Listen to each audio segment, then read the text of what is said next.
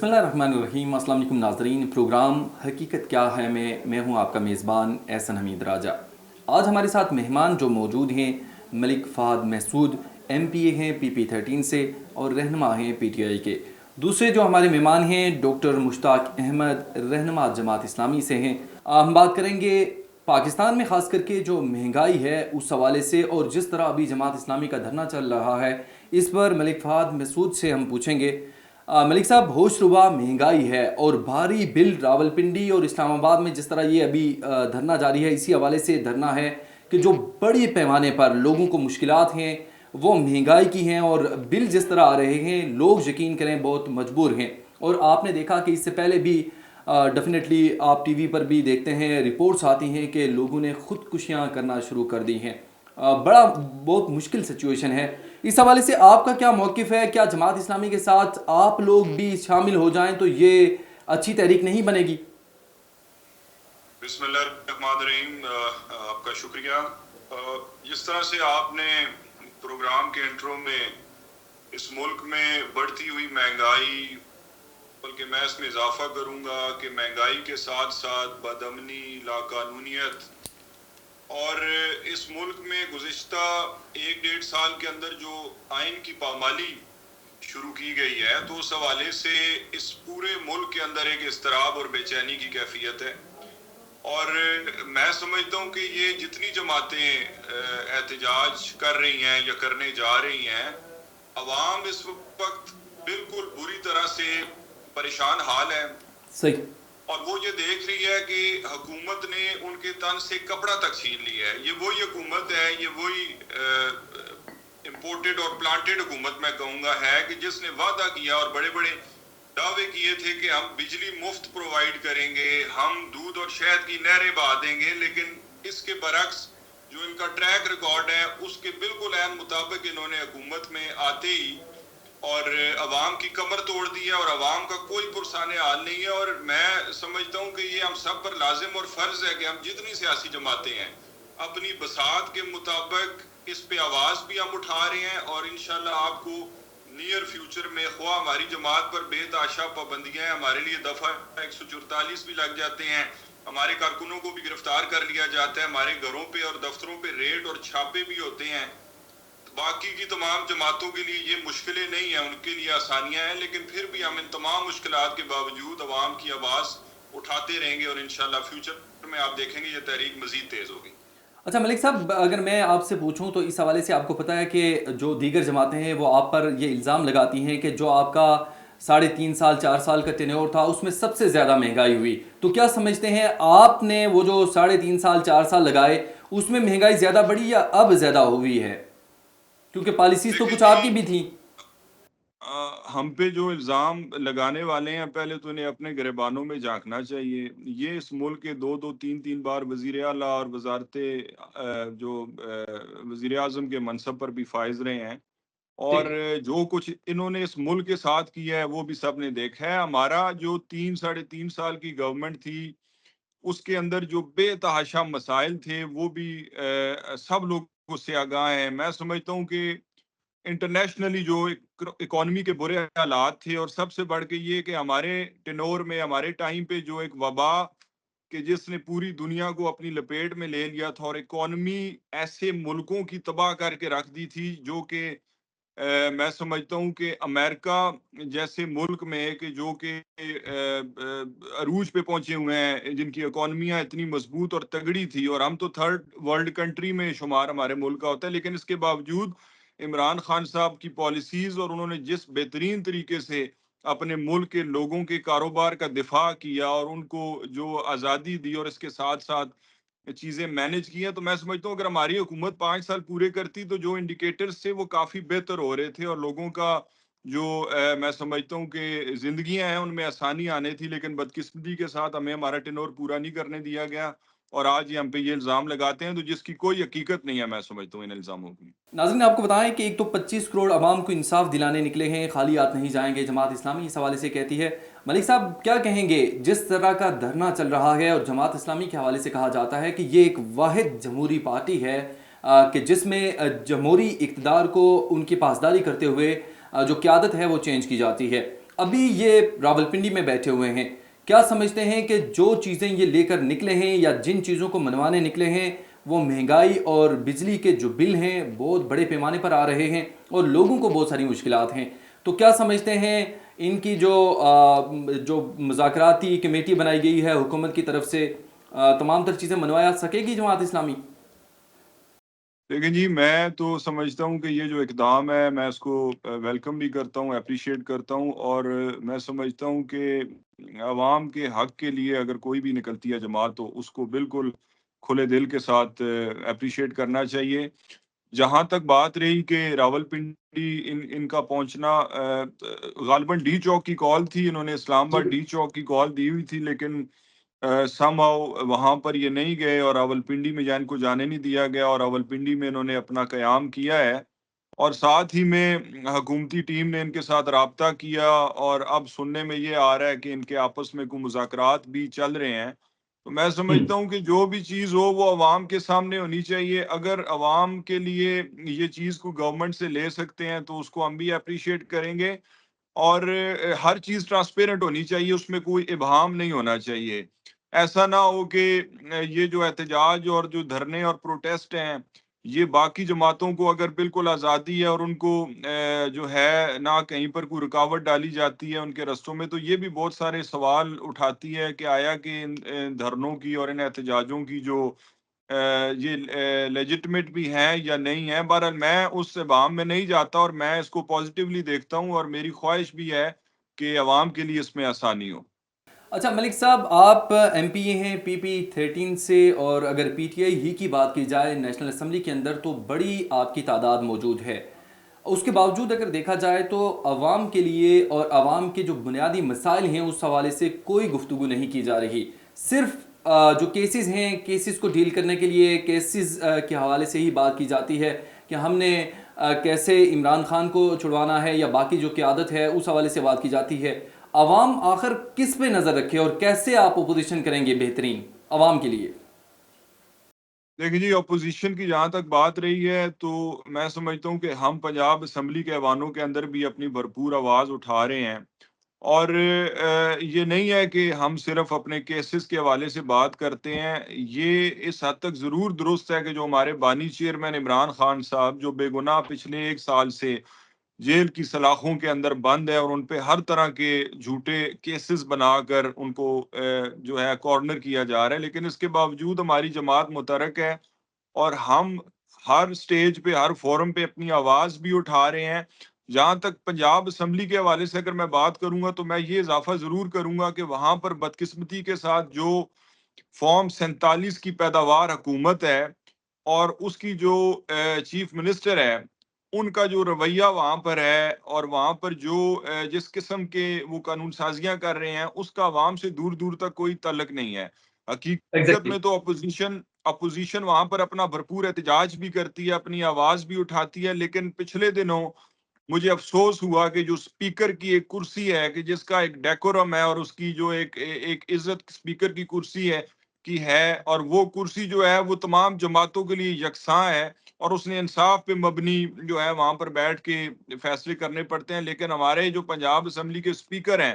انہوں نے بالکل کلیئرلی اپنی جماعت کی وابستگی کا بھرپور اظہار وہاں پر کیا، اور انہوں نے ہمارے 11 کے قریب ایم پی ایز کو جو 15 دن کے لیے معطل کیا ہے اس کے خلاف جو ہے ریکارڈ کروا رہے ہیں، اور مسلسل یہ 3-4 اجلاس ہمارے وہاں پر ہو چکے ہیں۔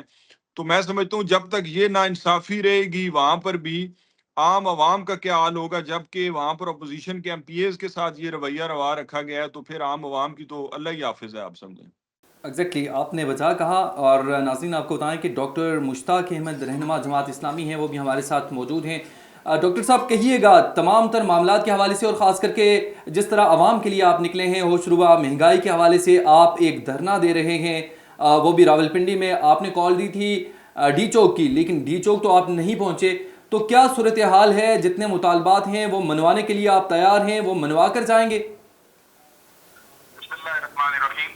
میں بہت شکر گزار ہوں کہ آپ نے مجھے لائن پہ لیا۔ سب سے پہلی بات یہ ہے کہ پورے پاکستان پہ عوام کا ایک جمع غفیر اس وقت پاکستان کے کیپٹل سٹی اسلام آباد میں پہنچ چکا، اور وہ اپنے जायज़ और जैनवन मुतालबात के लिए निकले, और मैं हाफ़िज़ नईम उर रहमान साहब को इस बात पर अदिया तबरीक पेश करता हूँ कि बतौर अमीर जमात इस्लामी पाकिस्तान उन्होंने आम पाकिस्तानी के दर्द को महसूस किया, उसके कर्ब को महसूस किया, ठीक। और इस बेताशा महंगाई के खिलाफ उन्होंने आवाम की आवाज़ बनकर हक की नुमाइंदगी उन्होंने अदा किया है। तो अल्हम्दुलिल्लाह एक बड़ी तादाद कई हज़ारों पर जो मुश्तमिल है वो इस वक्त कैपिटल में मौजूद है, और रात ही को अमीर जमात ने अवामुन नास को इस बात की बाज़ाब्ता तलकीन की कि हमारा मामला कोई इंतज़ामिया के साथ कोई पकड़ दकड़ वाला और लड़ाई झगड़े वाला नहीं होगा जी, बल्कि हमें एक पुरअमन एक आईनी जिद्दोजहद जो हमें हमारा मुल्क का कानून और आइन देता है उसमें रहते हुए हम अवामी मुतालबात को मनवाने की कोशिश करेंगे। आप जानते हैं कि इस होशरबा महंगाई के दौरान बिजली के बिल्लात और ऊपर बेताशा टैक्सेस की भरमार वो एक आम इंसान की जो अदायगी की कुव्वत है उससे बहुत ऊपर है, और हम समझते हैं और पूरी जमात इस्लामी इस बात पर अपनी राय दे चुकी है कि IPPs एक ऐसे माफिया का रूप धार चुके हैं कि पुष्ट पर बहुत सारे हमारे मौजूद और साबिक हुक्मरान हैं कि जो अरबों रुपए माहाना पाकिस्तान से कैपेसिटी चार्जेस के मद में ले रहे हैं बगैर की पैदा किए, और उनकी इस शाहाना मुतालबात पूरा करने के लिए और उनको एक तरह से फैसिलिटेट करने के लिए आम पाकिस्तानी पर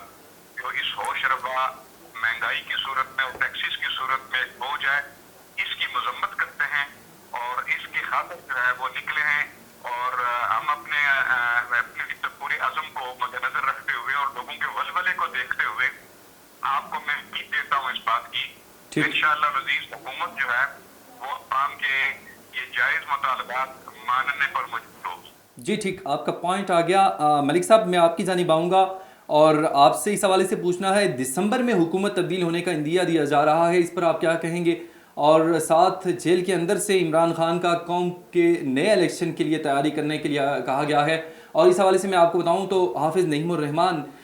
जो जमात इस्लामी के अमीर हैं, रात को उन्होंने खिताब करते हुए इस हवाले से कहा है कि हम नए इलेक्शन को नहीं मानेंगे और ना इसको मानते हैं, तो इस हवाले से आप क्या कहेंगे? ये जो जिस बयान के हवाले से आप बात कर रहे हैं, मैं समझता हूँ कि बजा तौर पे ये हुकूमत जब से वजूद में आई है, और चूंकि इस हुकूमत को अवाम की जो है वो सपोर्ट तो हासिल कोई नहीं है।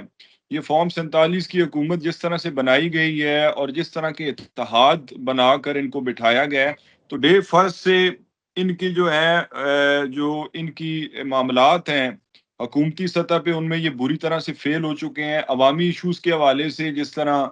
अभी हाफिज़ साहब ने भी बात की है, मैं समझता हूँ कि वहाँ पर भी ये मुकम्मल तौर पर फेल हो चुके हैं। महंगाई, बेरोज़गारी और जिस किस्म के मसाइल आजकल पाकिस्तान जिससे जो फेस कर रहा है, इससे पहले नहीं थे। तो मैं समझता हूँ कि ये हुकूमत आज गिरती है, कल गिरती है, इलेक्शन 2 महीने बाद होते हैं, 4 महीने बाद होते हैं। बिल्कुल हमें पूरा इसका यकीन है कि ये हुकूमत अपनी जो जो मुद्दत है, वो तो किसी भी सूरत पूरी नहीं करेगी, और ये खुद ही जो है अपने वज़न के साथ गिर जाएगी। और इलेक्शन के हवाले से जो उमर अयूब साहब का बयान है, यकीनन वो खान साहब से मिल के आए हैं। अगर खान साहब ने ऐसी कोई बात की है, तो मैं समझता हूँ कि हमारी जमात के तमाम लोग इस बात को बहुत सीरियसली ले रहे हैं, और इस पे जो है वो हम अपनी वर्किंग भी जो है वो हमने जारी रखी हुई है। जी। अच्छा डॉक्टर साहब, इस हवाले से कहिएगा, एक तो जो नया इलेक्शन है, क्या नए इलेक्शन तमाम मसाइल का हल है? मौजूदा जितने भी मसाइल हैं उसमें सियासी तनाव आप देख सकते हैं, मईशत के हवाले से जो मसाइल हैं, क्या नए इलेक्शन हो जाएंगे तो उसके बाद ये मसाइल ख़त्म हो जाएंगे? मेरे ख्याल में जमात इस्लामी पाकिस्तान की जो सेंट्रल एग्जीक्यूटिव है उसने इस मामले पर बहुत गौर व खोज किया है, और अमीर जमात इस्लामी पाकिस्तान ने कल अपने पॉलिसी बयान के तौर पर इस मामले की बड़ी वजाहत भी फरमा दी, और वो यही है कि पाकिस्तान में जो जमहूरियत पर शतून मारने वाली जितनी कुव्वतें हैं उन्हें बहरहाल अपने आप को रिस्ट्रेन करना होगा, रोकना होगा और बाज रखना होगा। ठीक। और ये फार्म का मुतालबा ये है इस वक्त जमात इस्लामी पाकिस्तान का कि फार्म 45 की रोशनी में जो जमातें और जमातों के जो कैंडिडेट जीते हुए हैं ان کو ایک سکسیسفل کینڈیڈیٹ کے طور پر ڈکلیئر کیا جائے اور جو ہارے ہوئے ہیں انہیں ہارا ہوا ڈکلیئر کیا جائے اور تبھی جا کر عوام کا اس پروسیس پر اور اس عمل پر یقین بڑھے گا. اور اگر ان حالات میں کوئی نئے الیکشن ہو بھی جاتے ہیں تو وہ جو خفیہ کہنا چاہیے کہ کل پرداز جو ہیں یا خفیہ طور پر فیصلہ کرنے والی جو قوتیں ہیں اگر وہ دوبارہ یہی والا کھیل کھیلیں گی تو اربوں روپے کا بجٹ یعنی خرچ کرنے کے باوجود بھی اگر جمہوریت ہماری صاف اور شفاف طریقے سے نتائج دینے میں کامیاب نہیں ہوتی تو پھر ایسی ریہرسل کا کوئی فائدہ نہیں. لہٰذا حافظ صاحب نے بہت کیٹیگریکلی یہ بات کہہ دی کہ آپ نے اربوں روپے پہلے خرچ کیے, اس کے نتائج کو جس طرح پلوٹ کیا گیا ہے اور اس کو متاثر کیا گیا ہے تو جینوئنلی اور ڈیموکریٹکلی ان نتائج کو عدلیہ آگے بڑھ کر ایک کمیشن بناتے ہوئے اس کی پوری طرح چھان بین کرتے ہوئے ان کو درست کرے تاکہ عوام کا اس الیکشن کے پروسیس پر یقین بھی بڑھے اور ہمارے انہی جو ہونے والی اخراجات کی روشنی میں ہمارے ریئل نتائج سامنے آ جائیں اور لوگوں کا اعتماد بحال ہو. اس لیے جماعت اسلامی نے ایک بڑا پرنسپل سٹینڈ لے لیا ہے. لہذا ہماری پالیسی یہی ہے جو امیر جماعت اسلامی پاکستان نے ڈکلیئر کر دی. اچھا ڈاکٹر صاحب, ایک اور بات میں آپ سے لازمی پوچھوں گا کہ جماعت اسلامی دھرنا دیتی ہے تو اتنی بڑی رکاوٹیں کھڑی کر دی جاتی ہیں اور ٹی ایل پی کو کھلی چھوٹ دے دی جاتی ہے, یہ اس کی کیا وجہ ہے؟ میرے خیال میں جو رکاوٹیں کھڑی کرنے والے جو لوگ ہیں وہی دراصل اس سوال کا جواب دیں گے. آپ نے بہت زبردست سوال کیا. ہماری 25 کروڑ عوام اس طرح کے جو اوچھے ہتھ کنڈے کرنے والے ان کو بہت غور سے دیکھ رہے ہیں اور یہی وہ مناظر ہیں کہ جب یہ عوام کے سامنے آتے ہیں تو پھر عوام فیصلہ کریں کہ ان کی جو ریئل حق کی حکمرانی ہے اس کو روکنے والے لوگ کون ہیں. ہم تو آپ کو پتا ہے کہ ڈے ون سے جماعت اسلامی ایک جمہوری جماعت ہے. جماعت اسلامی کی ایک آئینی جدوجہد ہے اور جماعت اسلامی کی ہمیشہ ایک پرامن اور قانونی جدوجہد ہے. تو اس جدوجہد کے تناظر میں جماعت اسلامی ہمیشہ صاف ستھرا رویہ, صاف ستھرا عمل اس نے اختیار کیا. تو ہمیں اس سے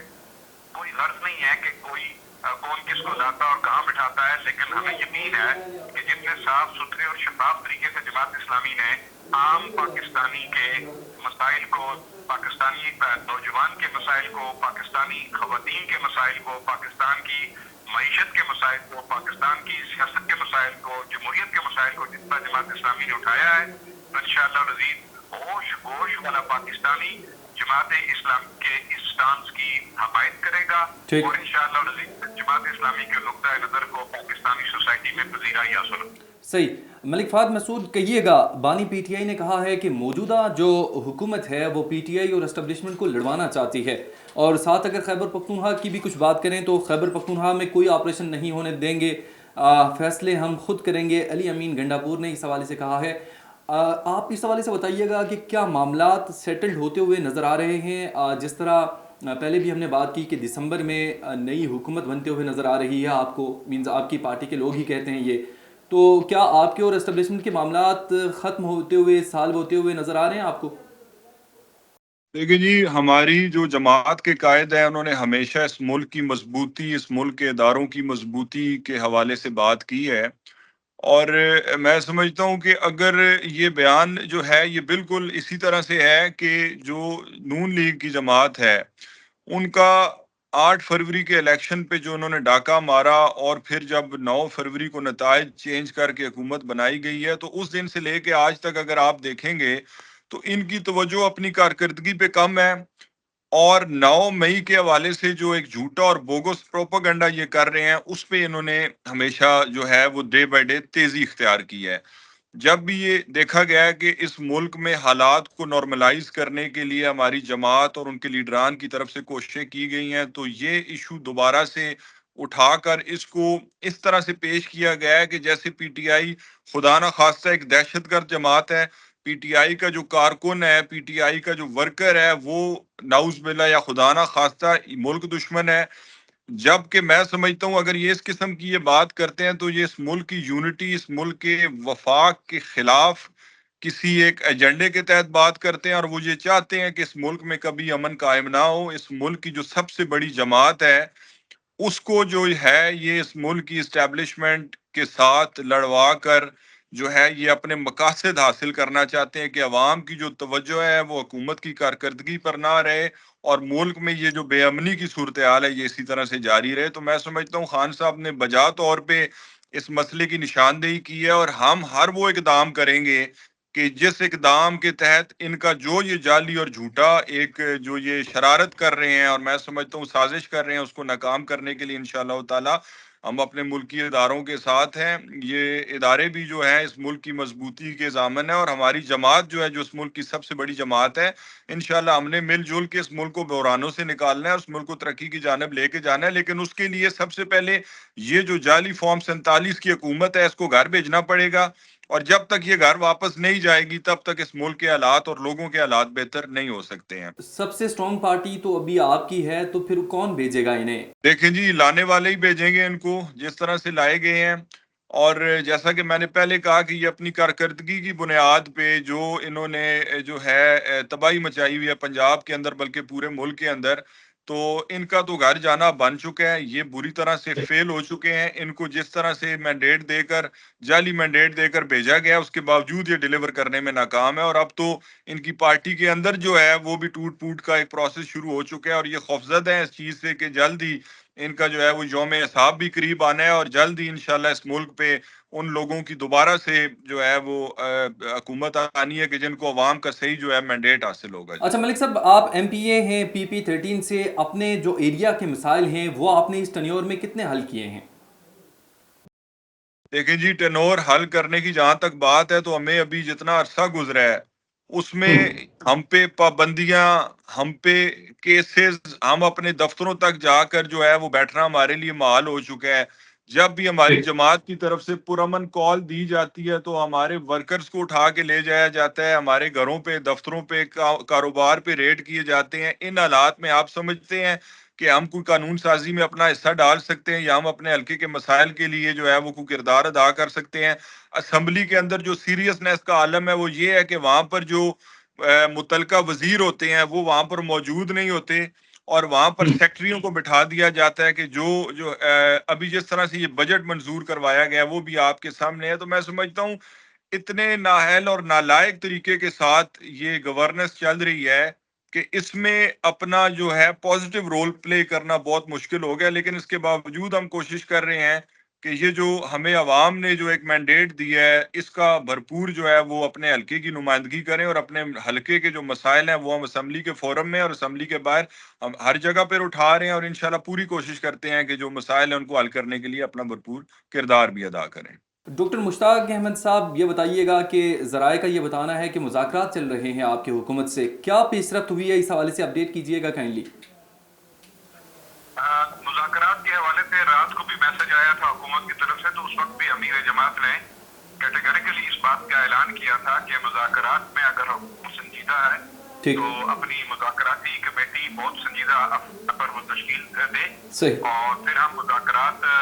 کے ماحول میں بیٹھنے سے پہلے ایک سمبولک مطالبہ کرنا چاہتے ہیں اور وہ یہ تھا کہ پورے پاکستان میں جماعت اسلامی کے جو کارکنان کو,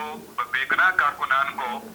چھاپے مار کر گرفتار کیا گیا, انہیں بغیر کسی کنڈیشن اور شرط کے رہا کر دیا جائے. تو وہ رہا نہیں ہوئے. یہ مذاکرات شروع کرنے کا کہ سیریسنس کی طرف ایک پہلا قدم ہوگا. اس کے بعد پھر یہ تھا کہ مذاکراتی کمیٹی کے ساتھ جماعت اسلامی بیٹھ کر اس بات کا جائزہ لے گی کہ کیا وہ سنجیدگی کے ساتھ عوام کے معاملات حل کرنے کی طرف پیش رفت کرنا چاہ رہے ہیں یا ٹائم گین کر کے اور معاملے کو طول دینا چاہ رہے ہیں. تو پھر اس حوالے سے پھر جماعت اسلامی ان مذاکرات میں انگیج ہونے یا ڈس انگیجمنٹ کا فیصلہ کرنے کا پورا حق رکھتی. صحیح. ملک فہد محسود ایم پی اے پی پی 13, آپ نے ہمارے پروگرام کو جوائن کیا, آپ کا بہت بہت شکریہ. ڈاکٹر مشتاق احمد صاحب رہنما جماعت اسلامی ہیں, آپ کا بھی بہت بہت شکریہ. ناظرین, پروگرام آپ نے دیکھا, فیڈ بیک لازمی دیجیے گا. اپنا خیال رکھیں, خوش رہیں.